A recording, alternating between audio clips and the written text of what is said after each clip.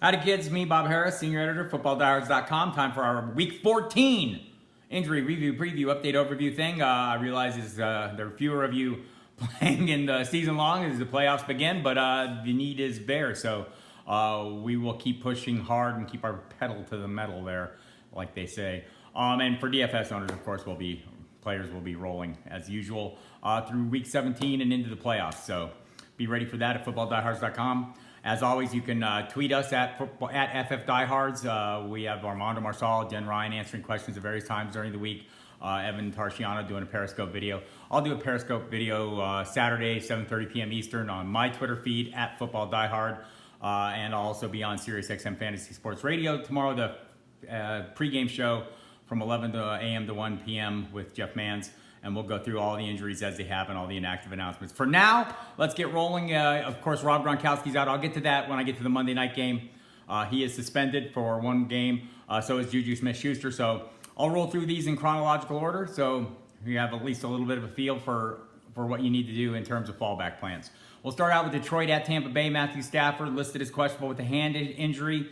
He got stomped on last week. Stomped on hard. It was a mess. He's been throwing in practice, and local observers say he's been throwing reasonably well. Look, I want to play him if he's active. It's a great matchup. Tampa Bay can't stop anyone. They don't have a pass rush either, so the deep routes with Marvin Jones, Kenny Golladay can develop. They're horrible against slot receivers. Golden Tate will fare well, so this is a great matchup. Amir Abdullah also questionable with the same neck injury that kept him out last week. Tion Green came out of nowhere in that game last week and seems to have earned himself a role going forward. Zach Zenner's a little better pass blocker. So if Abdullah's out, it might not be Green, constantly on the early downs. Theo Riddick also in the mix as a receiver. Other side of the ball, Doug Martin's back. The reporting out of Tampa Bay, Rick Stroud from the Tampa Bay Times reports that Martin will move right back in the starting lineup despite Peyton Barber's great two-game stretch, right? So that's a little bit of concern. Barber was fantastic last week, but apparently Dirk Cutter doesn't believe starters should lose their job due to injury. We'll see if that's how it plays out. Either way, it looks like a committee approach there, and whoever gets the hot hand will get going. Martin hasn't got that yet this year, right? So, it just makes it hard to play Barber for me. Moving on to Kansas City, where the Oakland Raiders visit, and Amari Cooper. Early reports on Friday were that he would not play. ESPN reported that he was unlikely to play. Then he got on the practice field yesterday afternoon. He's listed as questionable, so he has a chance to play. Had a huge game against them in Week 7. So did Derek Carr, Michael Crabtree. Everyone's viable plays. The other side of the ball, Marcus Peters, the only guy who can actually defend the pass, apparently for the Chiefs secondary, has been suspended for one game by the team. So this is a great matchup. Both sides, too, right? Oakland's not great. Alex Smith coming off a huge game. Tyreek Hill, Travis Kelce. I don't know what you do with Kareem Hunt. He's healthy. Everyone's healthy on that side of the ball. So we're hoping for a big shootout in this one in Kansas City. The Buffalo Bills hosting the Indianapolis Colts. I think there's going to be a fair amount of snow there, so watch that. But Tyrod Taylor, local reporting, Sal Majorana of the Rochester Democrat and Chronicle thinks that there's no way that Nathan Peterman doesn't start. He took all the first-team reps. Tyrod Taylor, limited, has a bruised patellar tendon. Sean McDermott said Taylor could be active and serve as the backup, so we're getting a lot of hints. Either way, Kelvin Benjamin should be there back on the field after missing most of 3 games, the last 2 games after he was hurt 3 games ago. So he should be there. It's a great matchup. LaShawn McCoy has a great matchup. Other side of the ball, Dante Moncrief's out. That moves Chester Rogers and Kamar Aiken up in the mix, if that means anything to you. We'll see what the Colts offense can get done. Buffalo's defense has not been great, so reasonable matchup. Carolina Panthers have a really tough matchup. They're hosting the Minnesota Vikings. They should have all their guys. Devin Funchess and Greg Olsen are listed as questionable, fully expected to play. The thing with Olsen is they held him out last week. He played the week before, returning from the foot surgery. Artificial surface seems to be a little bit of an issue, adds to the soreness for him. They're playing on natural surface, 3 home games ahead, starting with this one. It's not a great matchup. I don't know, how eager I am to rush guys into this against the Minnesota Vikings. Funchess will be going against Xavier Rhodes, the top shutdown corner in the league. So that would be an issue. He, assuming he does play, and I assume he will. In addition, Jonathan Stewart was taken off the injury report, had a foot issue. Ron Rivera said something this week, said Fozzie Whitaker and Cameron Artis-Payne would both be active and likely get some carries. Sounds like a run-heavy attack to get the ball rolling against the Vikings, so we'll see what happens there. New York Giants hosting the Dallas Cowboys. Eli Manning's back as the starter. Geno Smith's not happy. Really, Geno? Come on, man. Eli Manning's back, obviously, new coaching staff in there. But the offense, I think, will stay mostly the same. Mike Sullivan, formerly the offensive coordinator, de facto offensive coordinator, Ben McAdoo call the plays, but Sullivan has a long history with Eli Manning as quarterbacks coach. He's been receivers coach there previously. So Eli Manning is back going against the Dallas defense. Sterling Shepard and Orleans Darkwa both listed as questionable. Darkwa came down with an illness on Friday. My guess is he'll play. Sean Lee will be back for Dallas, so maybe a little harder to run against them while Lee's on the field. Shepard is got a hamstring. Seems like he'll play too. I know the Cowboys haven't been great at stopping the pass, so maybe you want to force somebody in there. Evan Ingram's another option. I'm not excited about this one on that side of the ball. Other side of the ball, I'm kind of excited because I think Alfred Morris could have a big day. Des Bryant. There's no Janoris Jenkins in the secondary on the defense. It's already been horrible. Cowboys might be able to press that advantage. Cincinnati Bengals will be without Joe Mixon. The rookie running back got a concussion Monday night, unable to work his way through the concussion protocol. Vontaze Burfict and Drake Kirkpatrick also out. The linebacker and cornerback for them due to concussions as well. So a little deplete on both sides. But Giovanni Bernard looks like a great play going up against the Chicago Bears defense that's given up pretty much 100 yards or close to 100 yards in each of the last two games to opposing running backs. San Francisco had to kind of put a couple together to get it done, but they did. So that's worth noting. Bernard seems like a great play in all formats, and at DFS, he's a very cheap option. For the Houston, here's a big game. I like this game. I have a lot of guys that I like, and if you read my DFS 3 and out column, I think at least two of the guys are from that game, Marquise Goodwin, Steven Anderson. But anyhow, Alfred Blue's out. CJ Fedorowicz and Bruce Ellington have been placed on IR. Will Fuller will return from his rib injury.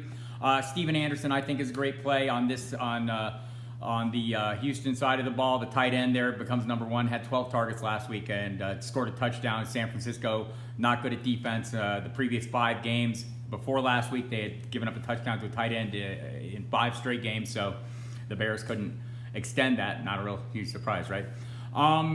Because they're the Bears. On the other side of the ball, San Francisco, Jimmy Garoppolo in as the starting quarterback. Is a great matchup for guys like Marquise Goodwin, I think, and obviously always a great matchup for Carlos Hyde. He'll be very busy. I think Lamar Miller for Houston is going to have a good day too, especially with Blue out, not a lot of guys behind him. Andre Ellington will get in the mix too. Interesting for the Rams, late afternoon kickoffs now. Robert Woods did not practice Wednesday or Thursday. Got on the field Friday. They listed him as questionable. Sean McVay had previously said, week 15 return seemed likely. That still seems likely, but he's in the mix, right? So watch for that. Zach Ertz on the other side of the ball. That's the big one. The Eagles released, put out a tweet on Thursday saying he was cleared from the concussion protocol. Actually, he was just cleared to do limited work in practice. He's still working his way through the protocol. Don't have final word on that. He's listed as questionable. Seems like he's trending in the right direction. You want to have Trey Burton or someone ready, standing by his backup who, scored a touchdown last game when Ertz was out with the hamstring earlier this season. So there are pivots there if you need them, but it is the late afternoon kickoff, so have something in place there. For the Arizona Cardinals, Adrian Peterson is out with the neck injury, same injury that held him out last week. Bruce Arians said he does not have a timetable for his return, just needs rest, not surgery.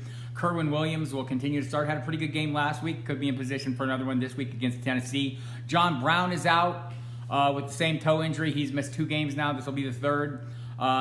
J.J. Nelson is listed as questionable. Seems likely to play as a knee issue. It'll be him, and that's an interesting one.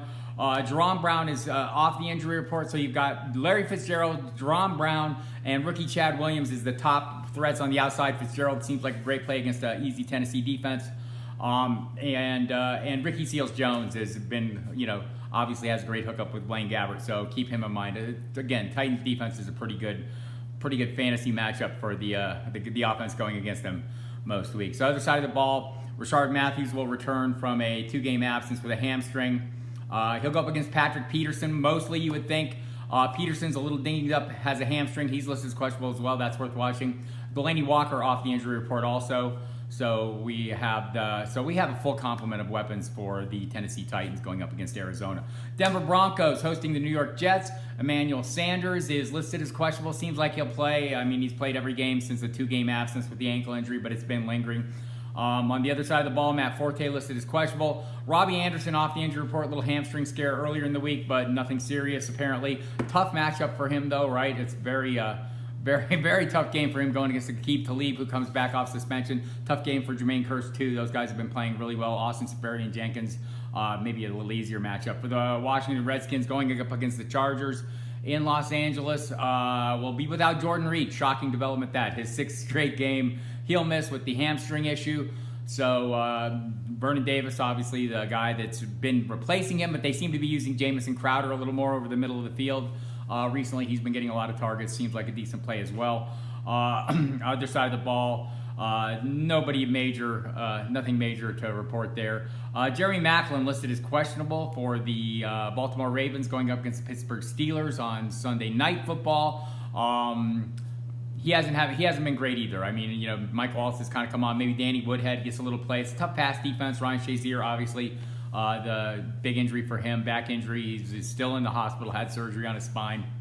Hoping for the best for him. Beyond that, we have Antonio Brown is off the injury report. Vance McDonald off the final injury report.